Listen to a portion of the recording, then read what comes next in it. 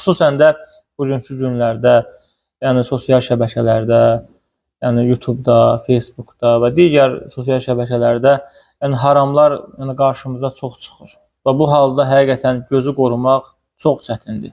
Ona görə də Peyğəmbər sallallahu əleyhi və səlləm buyurmuşdur ki, baxış iblisin zəhərli oxlarından biridir. Baxış iblisin zəhərli oxlarından biridir.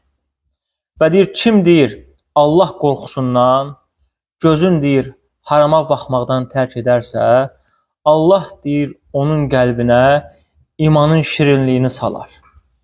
Sən Allah qorxusundan gözünü qoruyarsansa, harama baxmazsansa, Allah Azza və Cəllə sənin qəlbinə imanın şirinliyini salar.